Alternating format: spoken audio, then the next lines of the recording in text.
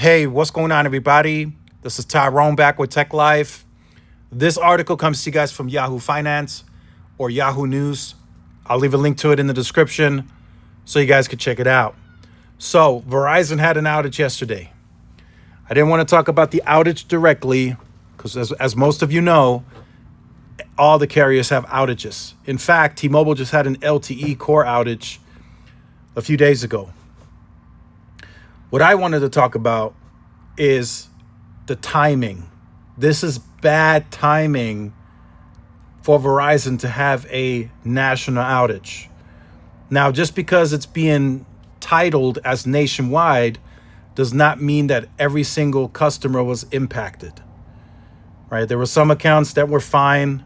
MVNOs, they run on a different core, so they didn't have any issues.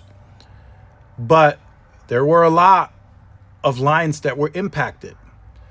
So the reason I say the timing is bad is because you already have customers that have been on the fence of wanting to leave Verizon and switch from Verizon.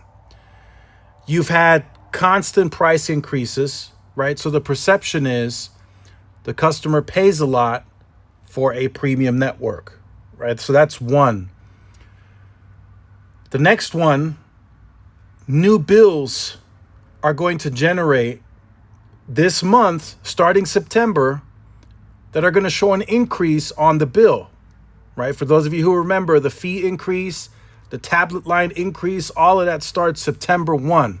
So you're going from one bad experience to the next bad experience. The first one, the network being completely down for thousands. I mean, there were reports on Down Detector of like 25,000 reports. So I know there were more people affected beyond just that.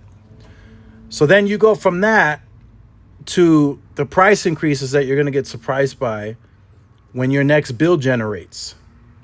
Then the third bad experience is going to be you're going to go and try to call Verizon customer care, which debatably is the worst in the wireless industry by far. So you're going from a bad experience to a bad experience to a bad experience because Verizon is probably estimating about maybe 20-30% of people will call in about this to try and get a credit. Now, you're going to have to deal with a customer, with customer care that until they can get this Project 624 implemented and get all that fixed, you're probably going to have another bad experience. So the timing of this is just bad, right? So what happened, how it happened, Verizon hasn't released anything publicly.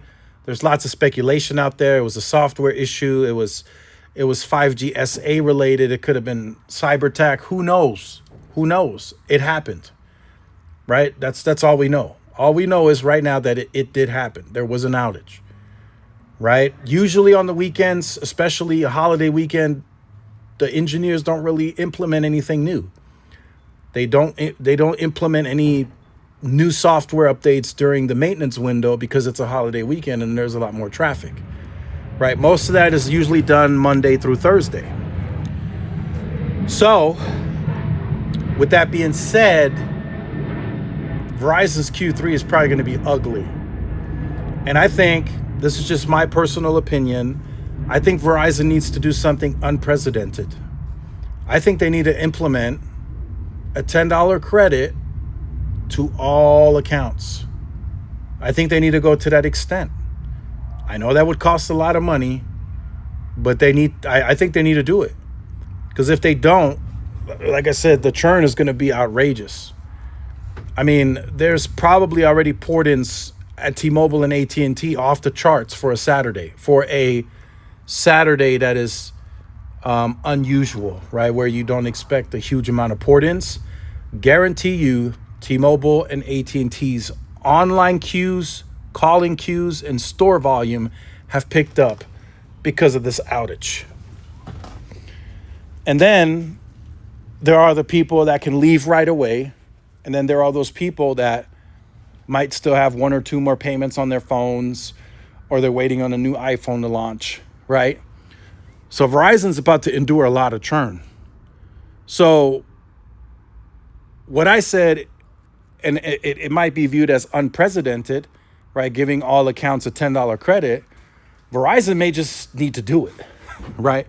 Because you don't want them to have bad experience after bad experience. The outage was one.